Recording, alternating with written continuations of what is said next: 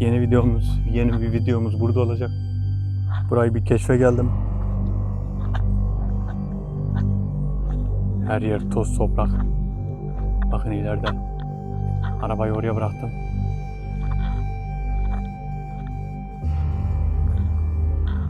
Şurası. Terk edilmiş küçük bir yer. Erik ağaçları var içeride. Büyük bir incir ağacı var. İncir ağacının altında hemen yan tarafında bir havuz var. Havuzun olduğu yer. Bakın incir ağacı şu. Şöyle göstereyim. Bakın incir ağacı karşıda görünüyor. Şurası evin içi. Daveti burada yapacağım. Ve farklı, değişik bir davet olacak.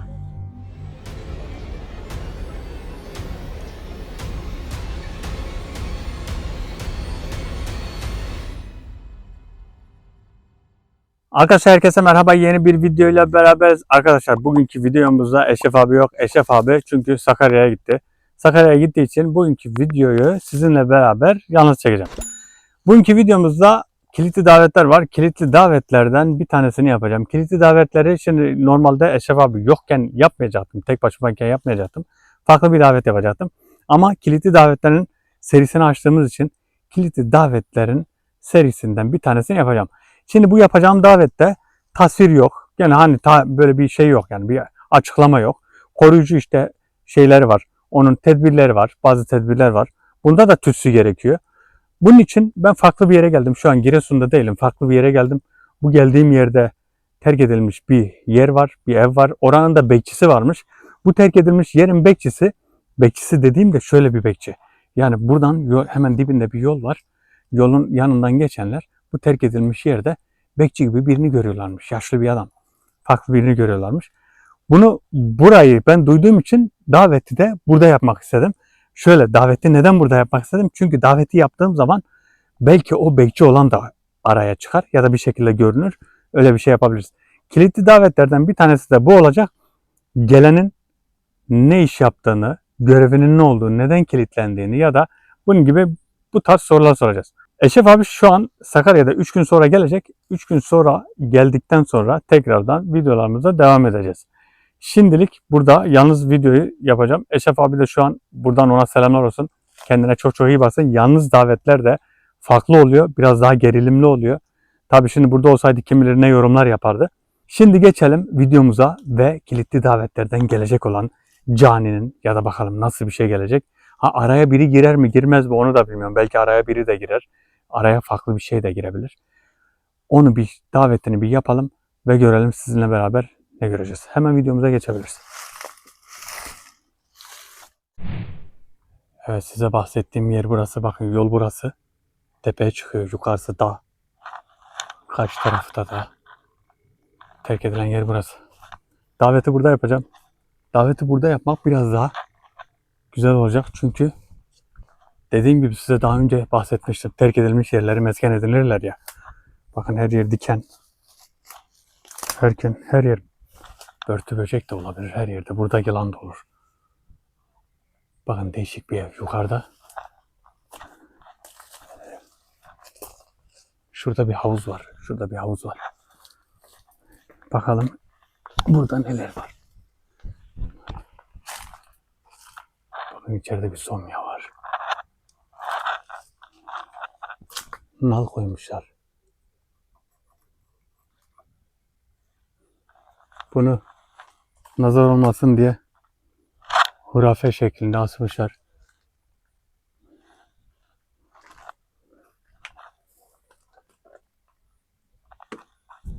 Kapıyı açacağım da bakın tavan kapının üstüne çökmüş. Burada bir incir ağacı var.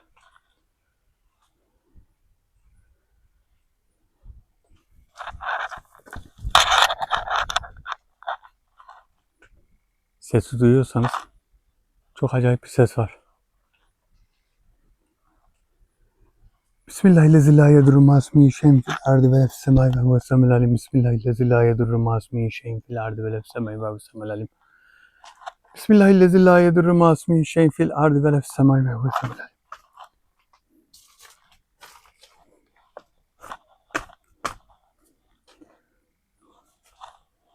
Bakın burası havuz. Bu havuzda herhalde sulama falan yapıyorlardı. Evet. Davet burada olacak. Bakalım davette. Kilitli davetlerden birini yapacağım. Bakalım boyut kapsından başka bir tane varlık mı gelecek? Başka bir yaratık mı gelecek? Eşref abi gibi bir yaratık. Nasıl bir yaratık göreceğiz?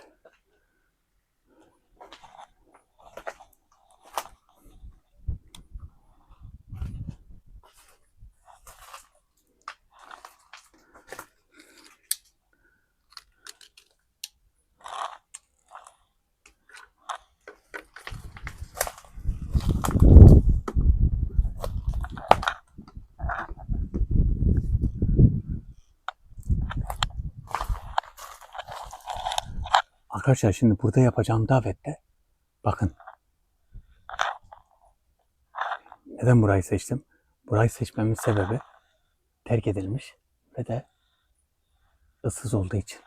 Şimdi burada kilitli davetlerden bir tanesini yapacağım ama şöyle bir durum olabilir. Davete farklı bir şey de gelebilir. Farklı bir şey dediğim farklı bir yaratık. Son zamanlarda yaptığım davetlere zaten hemen ekstradan bir şey atlayıp geliyor. Çok değişik, her yerde çatır çutur. Acayip sesler var.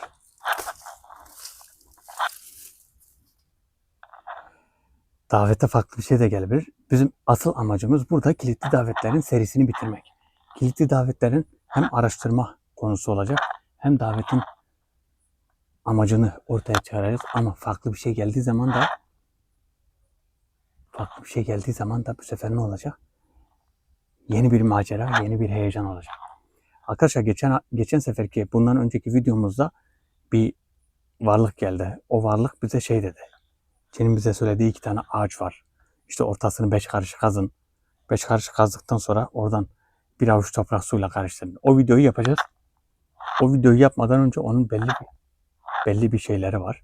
Belli bir okumaları var. Belli bir hazırlıkları var. Hazırlık bittikten sonra da onu yapacağız. Şimdi hemen davete geçip başlayabiliriz. Çünkü çok değişik, acayip sesler gelmeye başladı.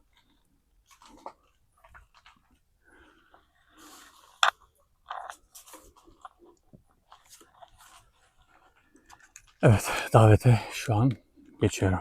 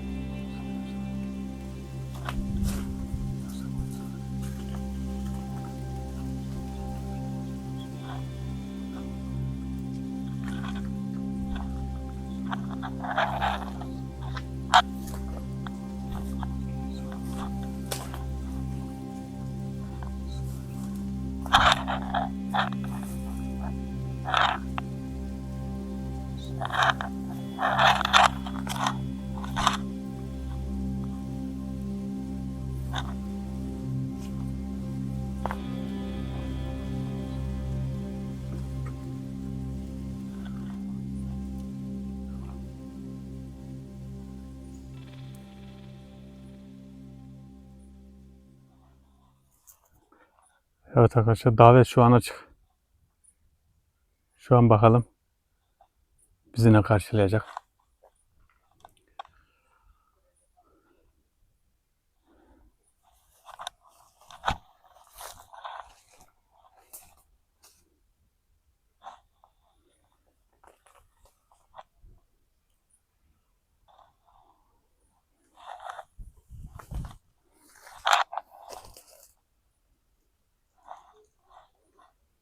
Şurada da bir yer var. Oraya bir bakabiliriz.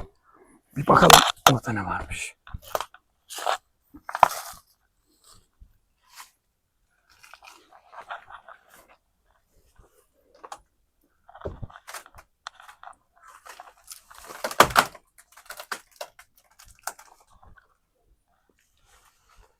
Burası herhalde tuvalet ve banyo.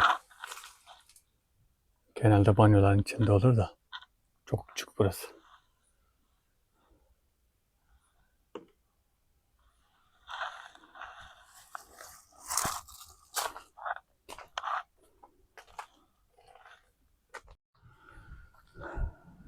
Evet, davet açık halen ama şu an bir şey görmüyorum.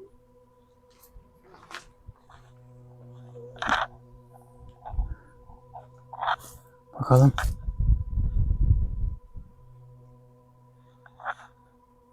Oo, evet. Evet, geldi. İşte. Bakalım.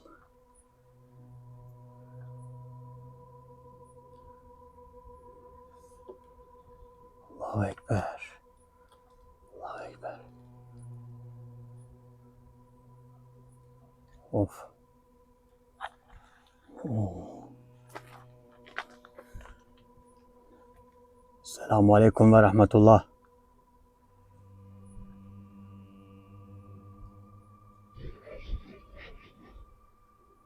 Bana selam verme. Ben Müslüman değilim.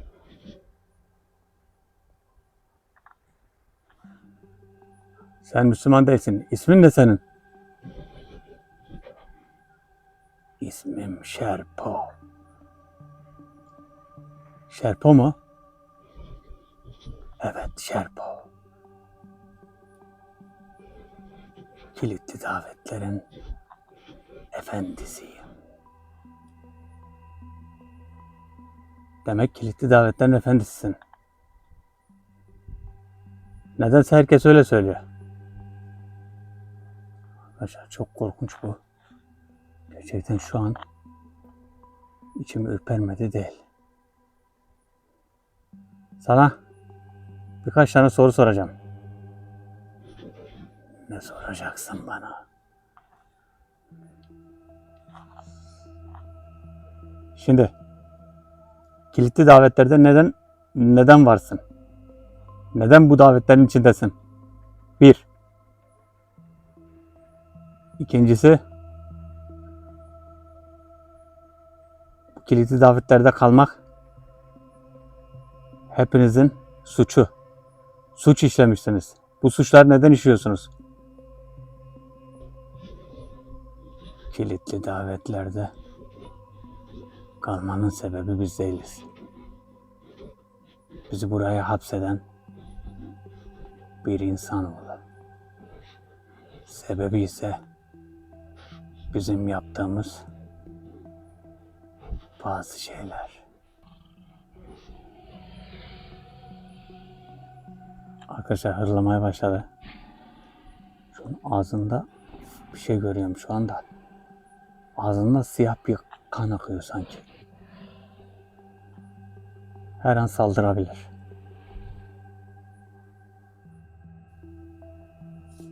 Oo, kayboldu. Of. İsme bakar mısın? Şerpo. Şerpo ne biçim bir isim be?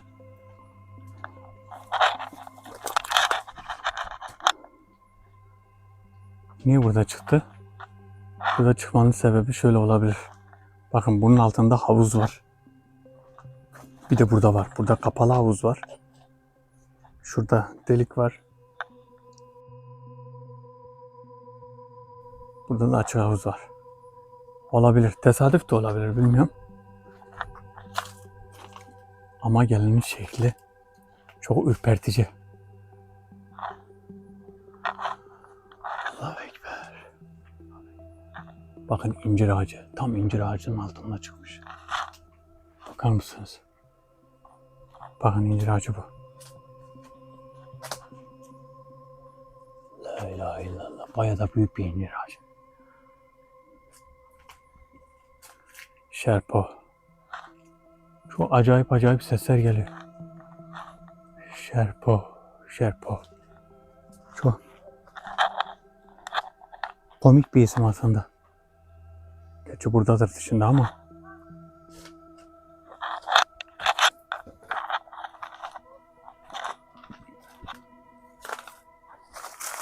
La ilahe illallah. La ilahe illallah.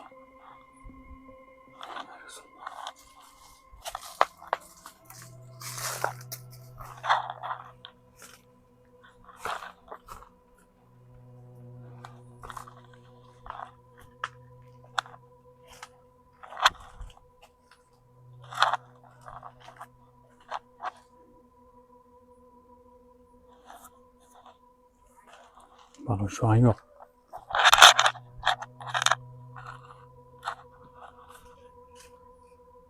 Allahu Ekber. Of.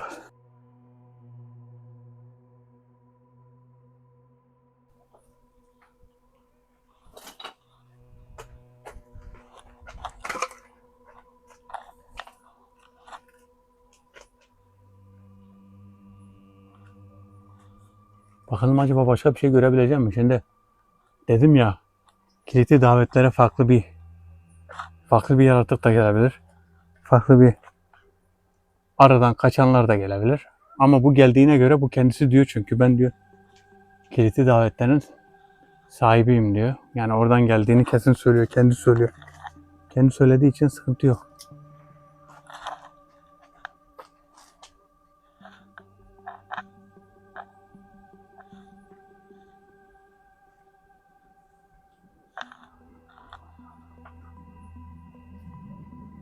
Yolun orada da.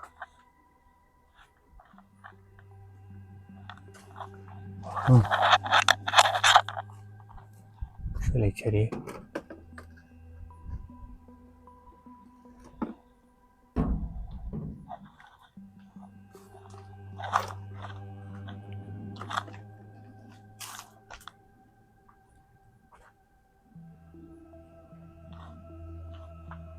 Evet, gelmiş. Oh. Şuna bakın.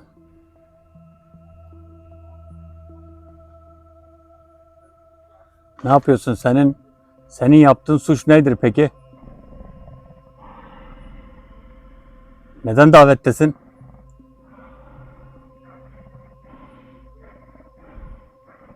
Arkadaşlar hırlamaya başladı, şu an konuşmuyor.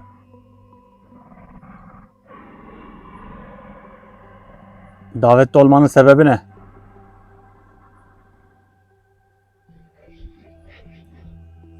Bizi kimse sorgulayamaz.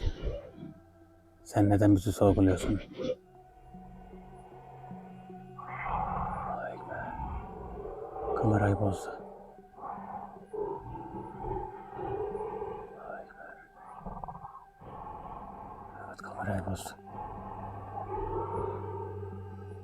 Seni sorgulamam. Senden bir şeyler öğrenmek. Ne öğrenecekmişsin bizden? İstediğin nedir?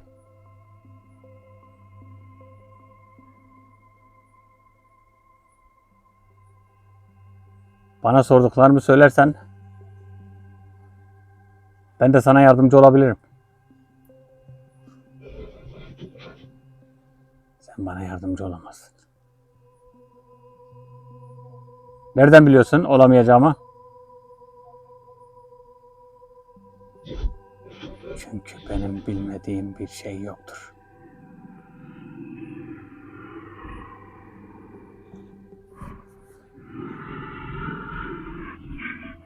Hırlamaya başladı. Bu her an değişik bir şey yapabilir. La ilahe illallah. Muhammed Resulullah. Allahu Ekber.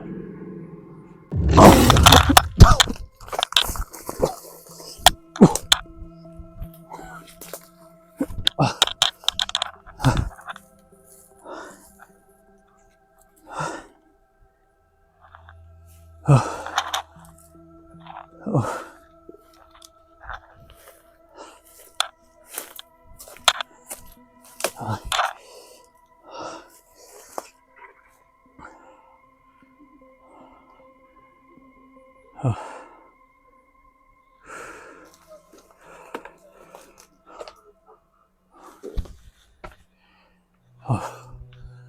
ilahe illallah. La ilahe illallah.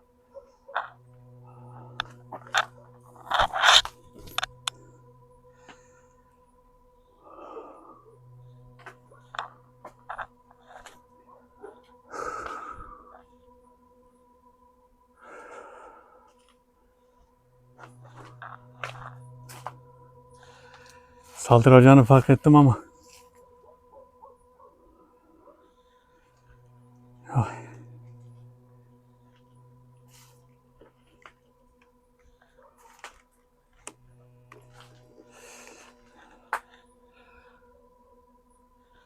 saldıracağını tahmin ettim. Hırlamaya başladı. Beni oradan setten düşürdü.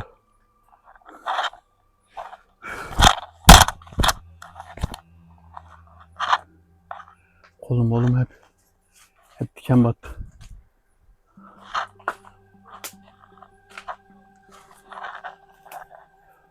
Of.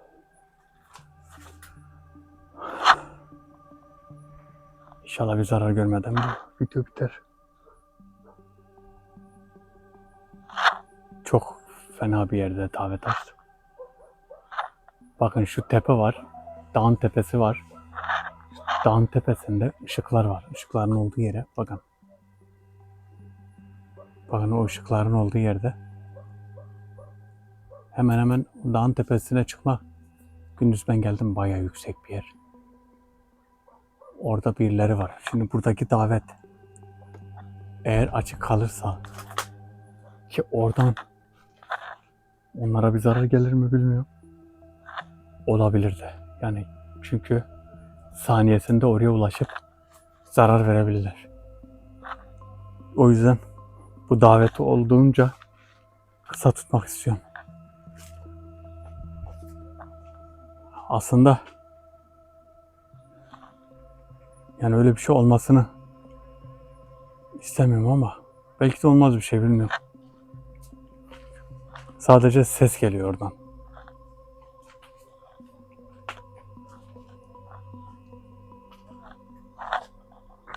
Şerpo.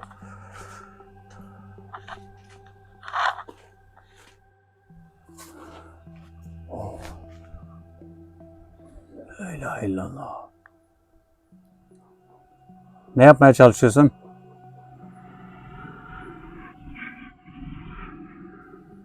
Anlamaya başladı.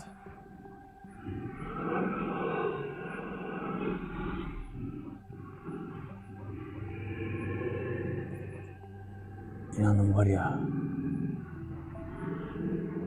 çok değişik bir şey. Kediye benziyor. La ilahe illallah.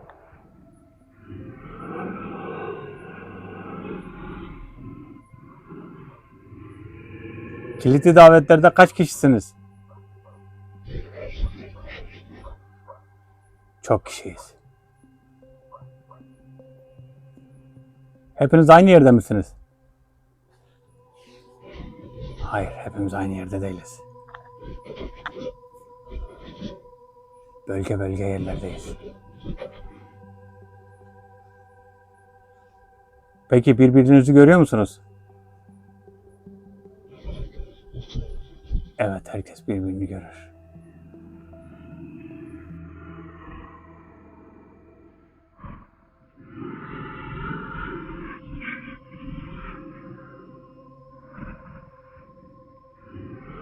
Davet açıldığı zaman senin davetin olduğu belli değil mi? Belli mi? Davet olsun, fark etmez. Herkes gelebilir. Ama şahsi davetler edilen kişiye bağlıdır. Şu an senin üzerindeki koruma kalkanı beni çok rahatsız etti. Peki sana şunu soracağım. Neden gelenler hep bana saldırıyor? Neden gelenler bize hep saldırıyor? Çünkü senin hep arka kısmında ve üst kısmında boyut kapısı var. Davette her açtığın yerde oluyor bu. Biz oradan çıkmaya çalışırken sana vuruyoruz. Bu hırlamaların neden? Neden hırlıyorsun?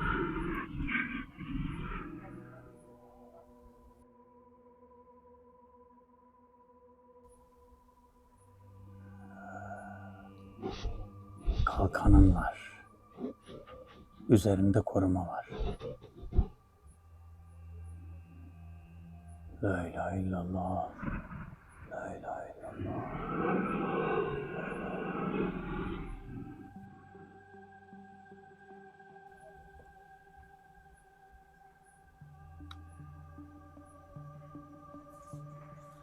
Allah'a ekber. Kayboldu. Oh. Eşref abi bunu görseydi derdi ki bu ne lan? Ula Ömer bu ne? Bunun tipi neye benziyor? Vallahi çok değişik bir şey. Bunu ilk defa görüyorum, değişik. Böyle bir şekli, şimalı böyle bir şekli ilk defa görüyorum. Burada davet açmak çok sanki böyle kapana kısılmış gibi oldum. Burada davet açmak biraz sanki şey gibi oldu, değişik oldu. La ilahe illallah. Allahu ekber. Allahu ekber.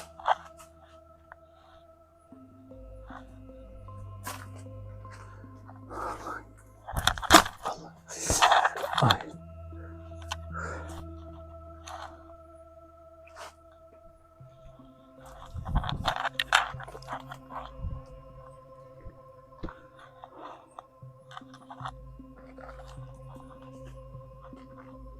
Ayağıma diken battı. Of.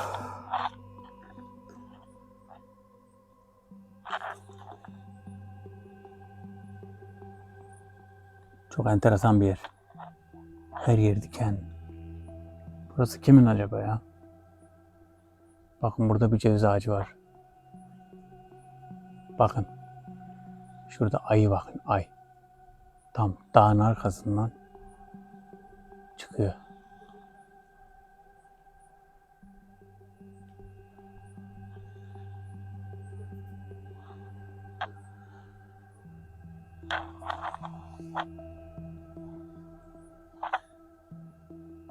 Şerto muydu? Neydi ismi ya? Şerto. Şerto'ydu evet. Diyorum ben çünkü bazen.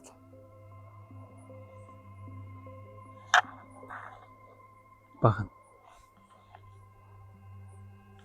Bakın gene aynı yerde çıkmış.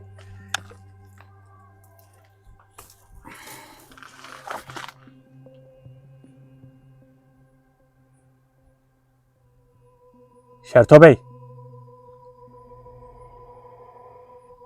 Gidip geldin. Bismillahirrahmanirrahim. La ilahe illallah. Saldırmayı düşünme. Çıkamazsın çünkü. Bunu kaç kişi yaptıysa beceremedi. Başaramadı yani. Saldırarak kendine zarar veriyorsun.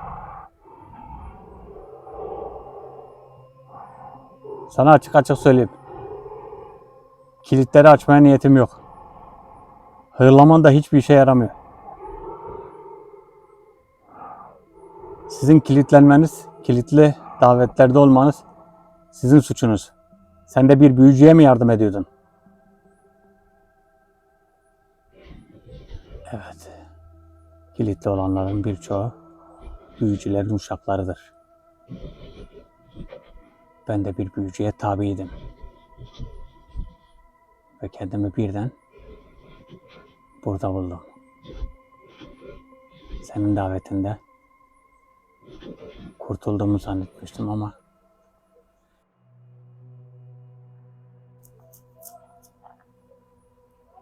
evet, benim öyle bir niyetim yok. Yalnız size birer şans verilebilir. Ama sizin iyi olacağınızı hiç zannetmiyorum. Allahu Ekber.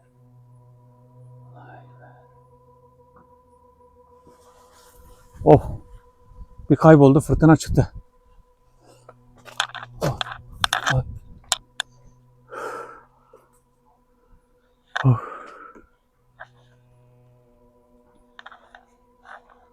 La ilahe illallah.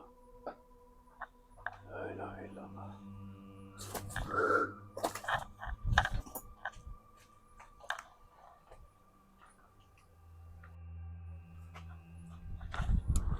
Oh.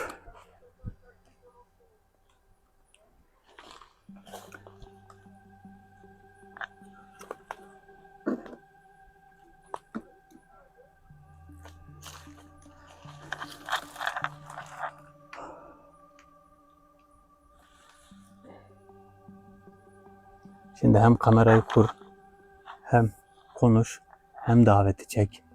Biraz zor oluyor. Biraz böyle bekleyeceğim. Bu şekilde görürsem, bu şekilde konuşacağım biraz. Bakalım ne çıkacak. Şerto, arkadaşlar şimdi ben bu daveti yapıyorum.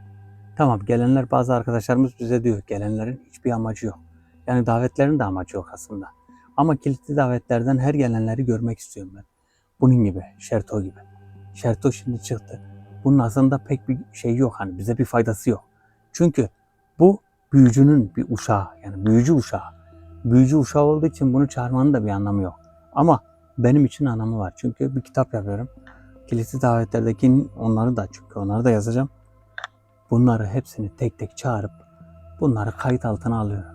Sonuçta geliyor mu? Geliyorlar. Benim için önemli olan o. Bir de iletişime geçebiliyorum. Konuşuyoruz. Bize olan öfkeleri, sinirleri, çıkmaya çalışmaları. Bakın boyut kapısı söyledi. Şimdi bunun az önceki gelenin çok güzel bir bilgi ondan aldım.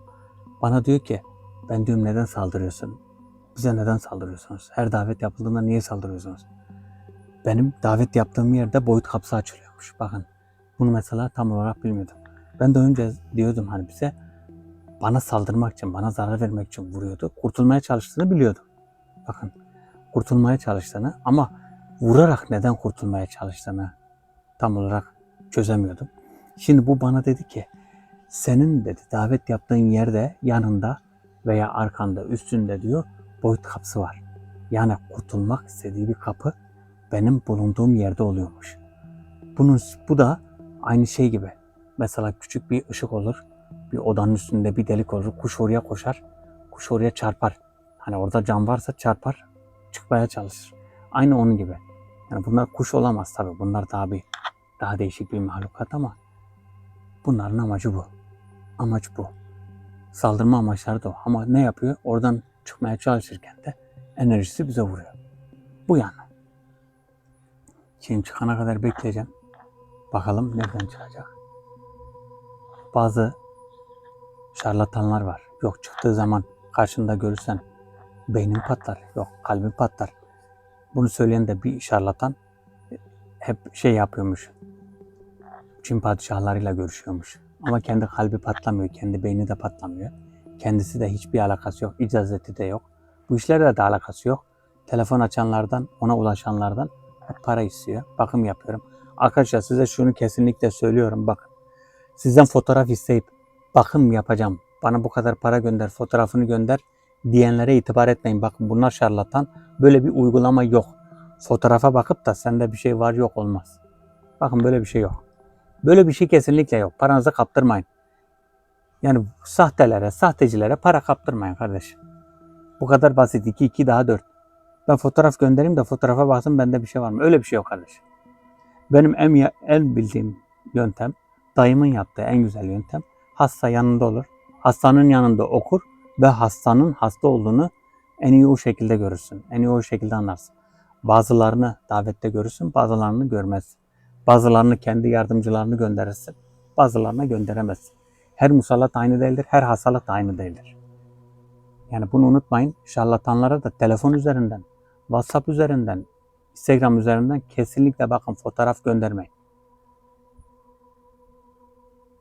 Şerto'yu bekliyorum da. Şerto buralardaysan konuş. Şerto ne ya vallahi için.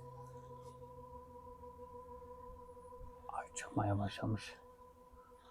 Çok aslında otantik bir yer ya burası. Harbiden değişik bir yer.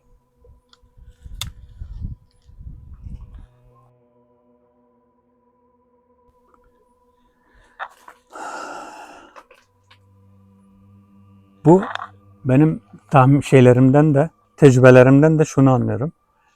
Şimdi bir yere geldikleri zaman biraz erken çıkıyorlar. İkinci geldiklerinde biraz geç çıkıyorlar. Üçüncü geldiklerinde tam geç çıkıyorlar. Yani bu nereden baksan yarım saati falan buluyor.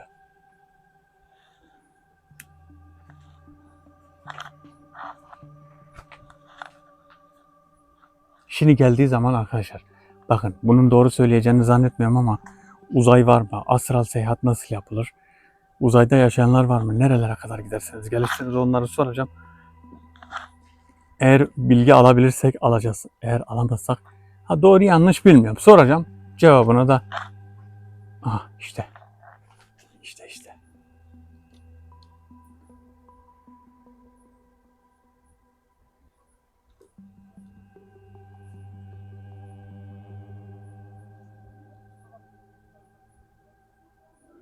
Ne oldu? Ne yapmaya çalışıyorsun?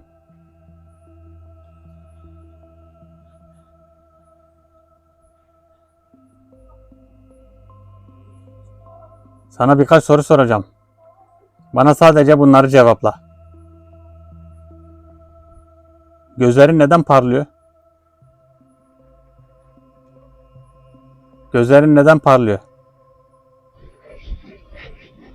Bunu ben istiyorum.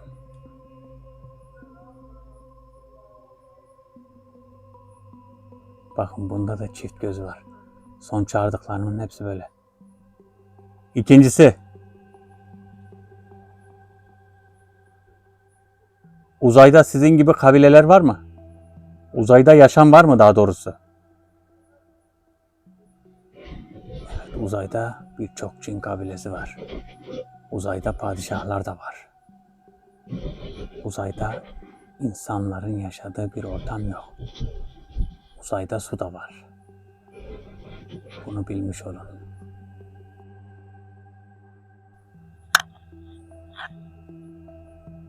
Allahu Ekber. Peki siz nasıl yaşarsınız? Yani siz bağlanmadan önce neler yapardınız? Ne yerdiniz, ne içerdiniz?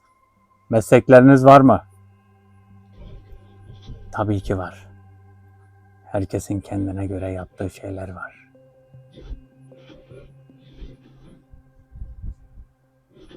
Meslek dediğimiz, yapmak istediğimiz şeyler. Tarihle ilgili bilgileriniz var mı? Geçmişten bilgi alabilir misiniz? Tabii ki alırız. Bu bizim için çok basit bir şey. Geçmişten alacağımız bilgiler bizim en yaşlılarımızın bildikleridir. Neyi sormak istersen öğrenebiliriz. Şimdi ben sana tarihle ilgili bir soru sorsam gidip hemen öğrenip gelebilir misin? Hayır. Ben kilitli olduğum için bir şey öğrenemem. Ama beni açarsan sana her şeyi öğrenirim. Ve her şeyi sana söylerim. Peki sen açıldıktan sonra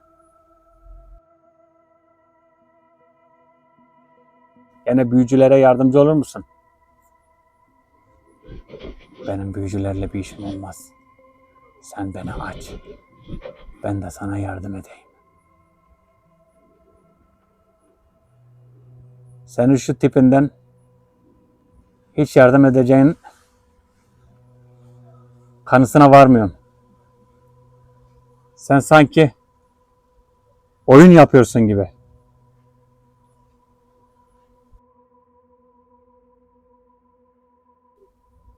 La ilahe illallah. Arkadaşlar oyun yapıyor. Gerçekten oyun yapıyor. Neymiş? Sen beni aç. Ben bilgileri öğreneyim. Gelip sana söyleyeyim. Ben inanmıyorum buna. Çünkü kilitli olduğu için inanmıyorum. Kilitli olmasaydı inanırdım da.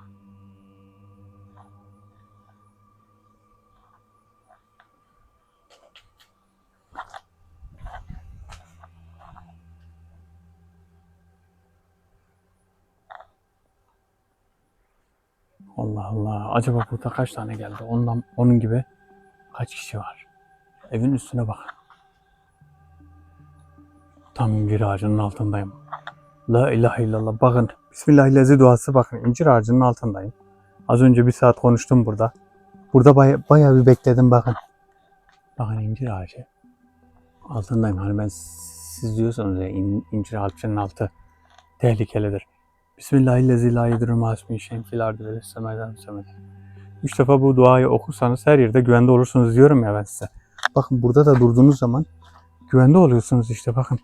Allah'ın izniyle şu an yani Allah koruyor bizi. Allah Zülcelal bizi koruyor. Koruma budur işte. Koruma budur. Şöyle. Şimdi bir kayboldu. 1, 2, 3. Bu 4. olması lazım. Şimdi biraz daha geç çıkacak ortaya. O yüzden bu şekilde beklemek istiyorum. Kaydı kesmek istemiyorum. Çünkü her an, şimdi benim şu kameramın lensi, şu gördüğünüz lens, şurası. Bu lens özel bir lens olduğu için, çift polarize bir lens olduğu için ben bu lensi özel yaptırdım. Yeni bana abone olan arkadaşlarımız, yeni gelen kanala yeni gelen arkadaşlarımız, öncelikle hepsine hoş geldiniz diyorum. Yeni gelen arkadaşlarımız bilmiyor. Bakın, özel polarize lens yaptırdım. Ben yıllarca çalışmalarımın sonucu bu. Çünkü davet yapıp kameraya alma şanslarını denedim. Hep gördüm ama kamera çekmedi. Sonra polarize lenslerin denemelerini yaptım. Bayağı bir para harcadım çünkü. En son yakaladım. Enerjiyi yakaladım. Ve siparişini verdim. Çin'de yaptırdım. Bir tane firmaya yaptırdım. Tabii bize çok iyi bir paraya mal oldu. O zaman 16.000'e falan mal olmuştu. Şu an fiyatlar daha yüksek. Şu an 60.000'e falan mal oluyor. Yani tahminim. Bakalım. Demek istediğim şu. Videoyu kesmek istemiyorum. Çünkü videoya herhangi değişik başka bir şey takılabilir. Ben onu kontrol ediyorum. Çektiğim anda görmüyorum. Az önce bir tane adam burada duruyordu. Şurada. Şertonun çıktığı yer burası. Az önceki varlığın çıktığı yer hemen şurada. Bir adam duruyordu. Beyaz saçlı. Yani onu gördüm ama kameraya çekemedim. Çünkü o an yani şu öbür tarafı gösteriyordum. Yan taraftan baktım. Kamerayı çevirdim. Kayboldu. Şimdi eğer kameraya girerse aslında güzel olur. Yani varlık formunda gördüğüm zaman sıkıntı olmuyor. Bana şu an eğer kamerada farklı bir şey gördüyseniz dakika ve saniye olarak belirtin. Varlık formunda gördüğümde sıkıntı yok. Ama insan şeklinde gördüğümüz zaman ben görsem size derim bakın arkadaşlar insan şeklinde gelmiş. Konuşturmaya çalışırım çünkü cihaz var bende. Ama ben görmezsem onu kameraya takılırsa onu kırpmak zorunda kalıyorum. Çünkü sebebi şu. Bazı art niyetli arkadaşlarımız karalama kampanyasına geçiyor hemen. Yok ekran görüntüsü aldım, yok şöyle oldu, yok böyle oldu şeylerine girirler. Hani girseler bile aslında girseler bile sıkıntı yok. Bakın. Ama ben istemiyorum. Yani insanlarla tartışmayı, insanların eline koz vermeyi.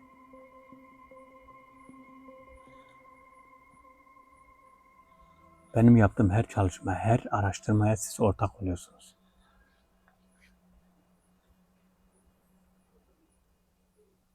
Şu an bakalım. Bakın bayağı yok. Bu zamanları da ben tutuyorum aslında. Yani videoyu aldığım zaman videoda bir sayaç var. Bu sayaçta çıktığı saniye, dakikalar hemen hemen hepsi birbirinin aynısı. Bazen yarım saat bekliyorum, bazen 1 saat bekliyorum, bazen videoyu kapatıp bekliyorum. Ama bazen de kısa kesip bitiriyorum. Bu arada arkadaşlar size bir şeyden daha bahsedeceğim.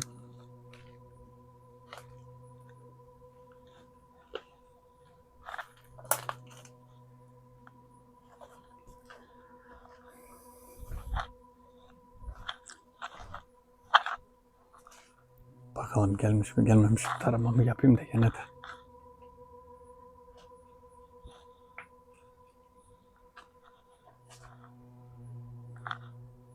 Bunun herhalde gücü az. Bu kendisi şey yapıyor. Şöyle bir tarafa bakayım.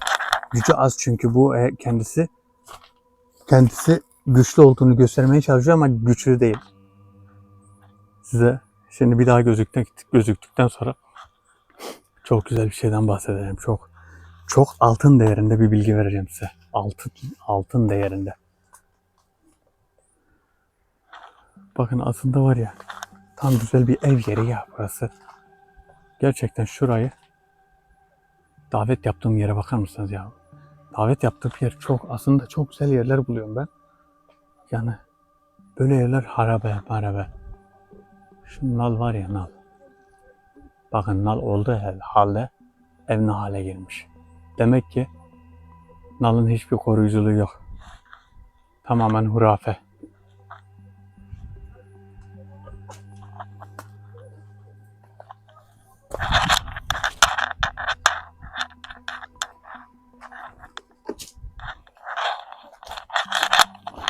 Yok. Havuzun oraya baktım ama havuzun orada da yok. Şu tarafa bir bakacağım. Bakalım burada var mı? Ben farklı bir şey de görebiliriz. Eğer arkadaşlar farklı bir şey görürseniz dakika saniye olarak bildirin. Bakın erik ağacı. Ve üzeri dolu erik. Bakın.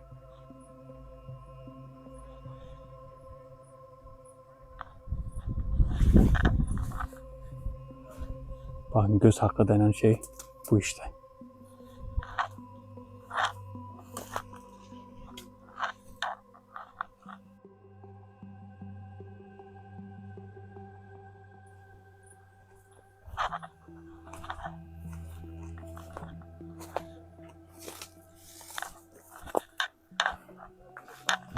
Allahu Ekber. Bakın gelmiş. Hiç şaşırmadım. Tam dediğim saatlerde gelmiş. Şerto. Şimdi benim bildiğim bir soru var. Ama bazı arkadaşlarım bilmiyor ve bana da soruyor. Siz melekleri görüyor musunuz? Evet, melekleri görüyoruz. Da koruyucu melekler. Siz insanları bizlerden korur. Bunun enerjisi bayağı azalmış. Bakın çünkü bir gözü gitmiş. Ya da mahsus yapıyor. Oo, çiftlendi gözü. La ilahe illallah. Sen her okuduğunda ben enerji kaybediyorum. Eğer davet olmasa yanına hiçbiri yaklaşmaz.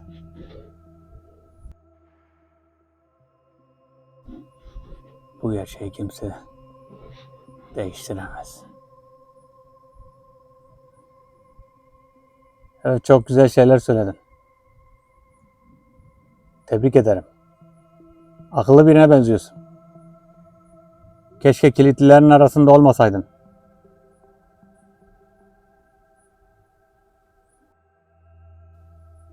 Dört tane gözü var. Bunun enerjisi bayağı gitti.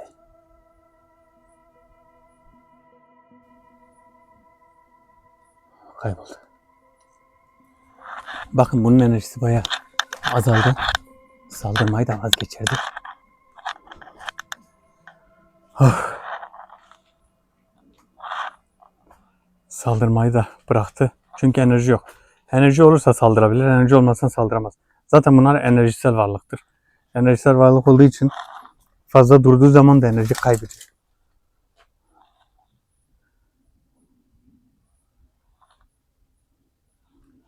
Bakın size çok güzel bir şeyden bahsedeyim.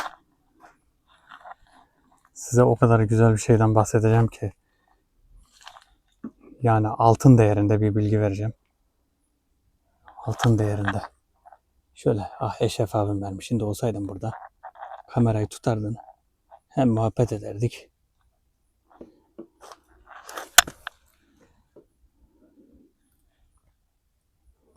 Bakın şimdi altın değerinde bilgi. Bir bela gördünüz değil mi? Bir kaza gördünüz. Bu kazayı gördünüz mesela, bir baktınız iki araba birbirine çarpıştı. Ya da bir araba takla attı. Of dedin. Acayip bir korku sardı seni. Ondan sonra mesela bir hasta birini gördün. Baktın çok hasta. Ulan dedin, Allah yardım etsin, Allah şifa versin. İnsanın içinde böyle bir korku var. Ya benim başıma da gelse böyle bir şey. İşte bir hasta gördün. Birini gördün bacağı kopmuş. Birini gördün kolu kopmuş. Birini gördün işte bir yerden düşmüş. Çok büyük bir zarar içinde. Bu her şey için. İstemediğin her şey için. Mesela gördün, Allah korusun işte geçmiş olsun diyorsun. Lan diyorsun, benim başıma da böyle bir şey gelse ne olur acaba? Şimdi başına gelmemesi için okunacak bir dua var. Bakın. Mesela bir hasta gördüğünüz zaman, bir kaza gördüğünüz zaman, bir bela, bir musibet ne olursa olsun. Bakın ne olursa olsun. Mesela birini gördünüz saçmalıyor. Kendini rezil ediyor. Bakın o zaman bile okuyabilirsiniz bu duayı. Çünkü o rezil ettiği şey de siz o duruma düşmezsiniz. Buna Allah Zülcelal bu şekilde sizi koruyor ve bu duayı yaptığınız zaman ne için yaptıysanız o size uğramıyor. Dua da şudur. Elhamdülillahillezî afani mimmen ibtelâka bihi ve feddalâni âlâ kesirin mimmen halaka tefdîlâ. Bunu söyledin. Allah Zülcelal seni her türlü, yani neyi gördüysen ondan seni muaf kılar. Alimler neden hastaları ziyaret ederlermiş biliyor musunuz? Mesela gittiniz bir hastayı gördünüz. Hasta evinde yatıyor, yatak döşek. Ziyarete gittiniz. Ve baktınız hastanın durumu işte kötü. Orada hemen işte elhamdülillahillezî afani mimmen ibtelâka bihi ve feddalâni alâ kesirin mimmen halaka tefdîlâ.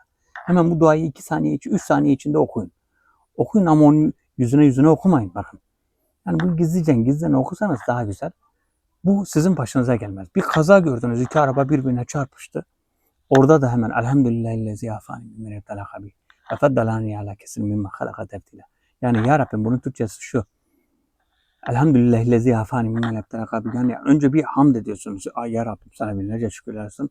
Böyle bir hastalıktan, böyle bir dertten, böyle bir kazadan beni tefdil ettiğin için, yani beni koruduğun için sana binlerce şükürler olsun. Yani daha büyük anlamları var da bunun kısa olan anlamı bu. Bu şekilde dua ederseniz başınıza hiçbir zaman o sıkıntı, o kaza, o bela, o hastalık gelmez. Bu da altın bilgi olarak kalsın. Bunu herkese öğretin. Ezberleyin. Yazın önce. Her seferinde okuyun.